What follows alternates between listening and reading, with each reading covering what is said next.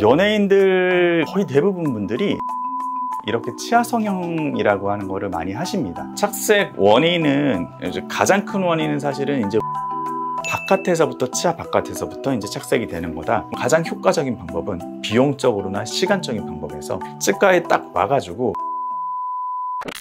원장님, 연예인들을 보면은 치아가 정말 하얗잖아요. 가끔은 그게 부러울 때도 있는데 연예인들 치아는 왜 그렇게 하얀 거예요? 연예인들 거의 대부분 분들이 라미네이트 아니면은 미니시 이렇게 치아 성형이라고 하는 거를 많이 하십니다. 사실은 이제 인조 손톱처럼 치아에다 뭔가를 이제 붙이는 형태이기 때문에 조금 미백 같은 경우에는 영구적이지는 않잖아요. 그러다 보면 이제 치아 성형을 통해 가지고 영구적으로 치아의 배열이라든지 모양, 색상 이런 것들을 밝게 만들다 보니까 아무래도 카메라 이제 촬영을 했을 때 사진이나 동영상상에서 굉장히 밝게 나타나고는 하죠. 만약에 치아 성형을 하지 않으셨다 그러면은 미백을 아마 자주 받으시는 게 아닐까 생각이 됩니다. 저도 연예인분들이 방송에 나와서 라미네이트 했다 아니면 치아 미백 했다 이런 얘기를 많이 들은 것 같아요. 그러면 이 정도면 하얀 치아다 하는 그런 기준이 있나요? 이게 저희가 병원에서 색상을 볼 때 많이 이제 사용을 하는 쉐이드 가이드라고 하는 건데요. 이거는 너무 복잡하니까 요거 간단하게 생긴 이제 약식표를 좀 보면서 설명을 드릴게요. 여기 보면은 이제 A라는 군이 있고 B라는 군이 있고 C라는 군이 있고 D라는 군이 있는데 가장 쉽게 말을 해가지고 여기서 A3 요거를 기준으로 해가지고 이거보다 진하면은 객관적으로 조금 노란색 치아다 라고 할 수가 있고 이거보다 아래에 있다 그러면은 객관적으로 그렇게 누런 편은 아니다 라고 볼 수가 있습니다. 그러니까 A3를 기준으로 요것보다 진하면은 약간 노란 편이다. 그러면 요것보다 밝으면은 노란 편이 아니다. 네. 이해됐습니다. 제가 또 하나 궁금한 게 연예인들은 아무래도 꾸준하게 관리하다 보니까 치아가 하얄 수밖에 없는 것 같은데 저나 보통 사람들은 치아가 계속 착색되는 것 같거든요. 착색되는 이유가 뭘까요?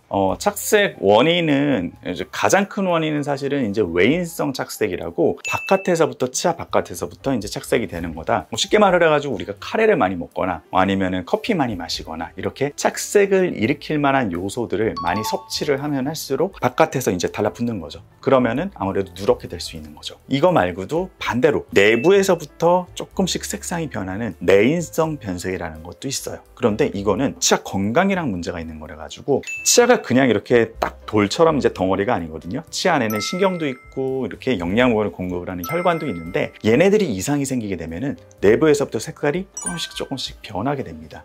이런 경우에는 사실은 미백을 받아야 되는 게 아니고 적당한 역에 대해서 치료를 받아야 되는 단계에 와 있다라고 생각을 하면 될 것 같아요. 그래서 일반인들이 이제 느끼기에 일상생활에서 내 치아가 누래지는 것 같아. 그러면은 거의 대부분 그냥 그런 음료라든지 식사를 조금 많이 섭취를 하셔가지고 외부에서부터 변색이 된 거다라고 보면 될 것 같아요. 치아 착색의 이유가 두 가지 있었던 거네요, 그러면? 맞습니다. 그러면 원장님, 요즘 미백 제품들 되게 많이 나오잖아요. 근데 이런 게 진짜 효과가 있나요?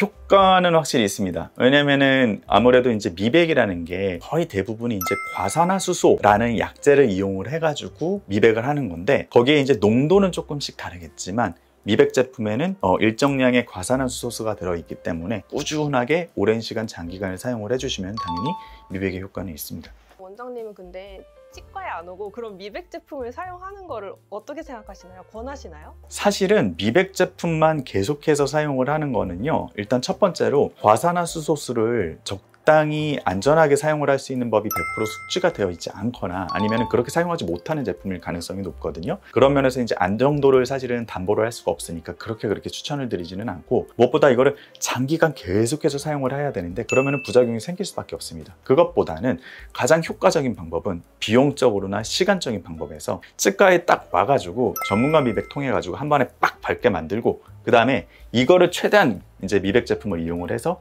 길게 유지를 하는 게 사실은 가장 좋은 전략이죠. 그러니까 한 번 받을 때 치과에서 제대로 받고 그 다음에 이제 홈케어로 유지를 해라 이런 말씀이시죠? 맞습니다.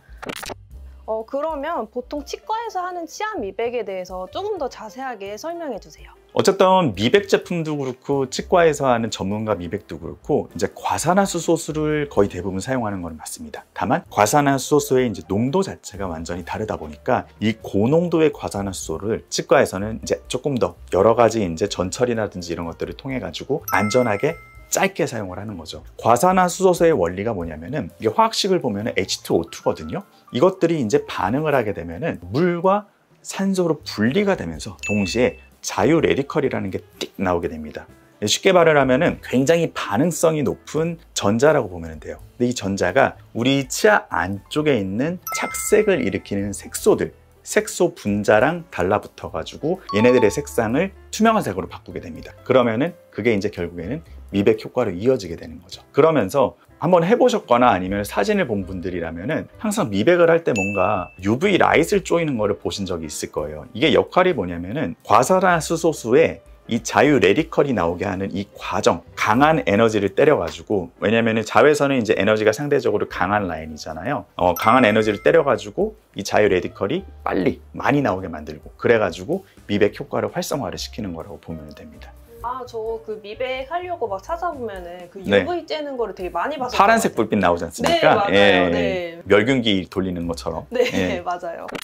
근데 제가 이제 듣다가 좀 궁금한 점이 생겼는데, 네. 아까 미백할 때 그 치아가 노랗게 되는 원인에 외인성이랑 내인성이 있다고 하셨잖아요. 네. 그럼 이 치과에서 받는 이 미백은 내인성에도 도움이 되나요? 내인성 같은 경우에는 아까 말씀드린 것처럼 치아 내부의 신경과 혈관에 이제 변성이 생긴 거기 때문에 이거는 거의 대부분 이제 안쪽에 염증을 잡아주는 신경 치료를 요합니다. 근데 신경 치료를 하고 나가지고 바깥쪽에 이제 미백을 한다고 해가지고 치아가 확연하게 밝아지진 않아요. 왜냐면은 내부에서부터 그냥 치아 자체가 완전히 누렇게 돼버린 거기 때문에 그런 경우에는 특별하게 실알치 미백, 즉 활성도를 잃은 신경 치료를 한 치아에 대해서 할 수 있는, 그 치아만 단독으로 할 수 있는 미백이 있습니다. 그 미백을 하고 나면은 보통은 이제 워킹 블리칭이라고 하는데, 우리가 걸어 다니면서도 아무것도 안 해도 안에 약재가 들어있기 때문에 미백 효과가 계속해서 24시간 지속이 되는 거예요. 일주일 정도 하고 나면은 거의 치아가 원래 색깔로 돌아오게 됩니다. 그 약재만 바르고 있어도 이제 하루 종일 미백이 되는 건가요? 맞습니다. 오, 신기하네요. 그러면 원장님, 미백을 하면 안 되는 유형들도 있을까요? 사실 미백을 하면 안 되는 유형은 거의 없다고 보시면 될 것 같아요. 이게 미백을 했는데 내가 너무 시렸다, 너무 아팠다 이런 경우에는 아까 설명드린 것처럼 치과에서 쓰는 거는 진짜 고농도의 과산화수소거든요.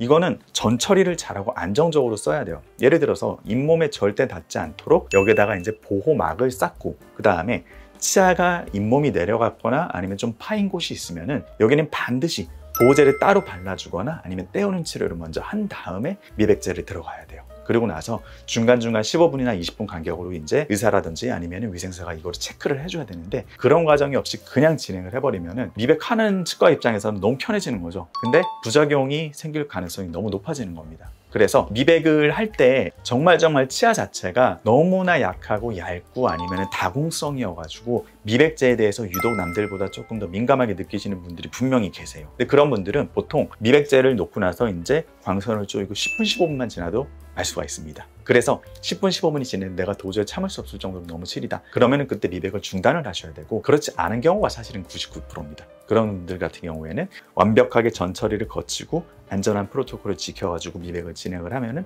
보통 문제가 없습니다. 그리고 무엇보다도 이게 치과에 와가지고 진단이 중요한데요. 왜 이 치아가 누렇게 되는지, 즉 외인성 변색인지 아니면 내인성 변색인지, 아니면 아까 전에 제가 말씀을 드리지는 않았지만 단순히 이제 노화라든지 아니면 약물 같은 거에 의한 변성인지 아니면 변색인지, 이런 것들을 정확히 진단을 내리고 여기에 맞춰가지고 미백 치료 계획을 잘 짜야 됩니다.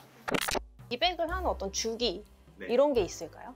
미백 주기는요 6개월에서 1년 단위로 해도 충분하십니다. 미백을 하시고 아예 관리를 안 하고 자기 미백 제품 사용하는 것도 귀찮고 미백 치약 사용하는 것도 또 귀찮다, 그냥 치과에 와서 그냥 받을래 하시는 분들은 6개월마다 받으시는 분들도 계시고, 보통은 관리를 내가 잘하면서 1년에 한 번씩 받으시거나 그런 주기로 받으시게 됩니다. 결국 미백이 잘 유지되기 위해서는 치과에서 잘 치료받는 것도 중요하지만 또 집에서 잘 관리하는 것도 되게 중요하겠네요. 네, 왜냐면은 제가 저희 병원에도 미백 제품을 도입을 할 때마다 제가 다 테스트를 하지 않습니까? 환자분들한테 드리는 이제 주의사항에 써져 있는 것들을 하나도 안 지킵니다. 다 합니다. 다 하면은 이게 얼마나 가는지 보면은 정말 짧게 가는 것들은 효과가 이제 떨어지는 것들은 2주 만에 거의 본래색으로 돌아오고요. 어떤 것들은 2달 만에 돌아오기도 합니다. 그래가지고 확실히 이제 홈케어를 잘 해주느냐 안 해주느냐는 전문가 미백을 하고 나서 기간을 얼마나 오래 유지시키는지에 직결이 될 수가 있어요.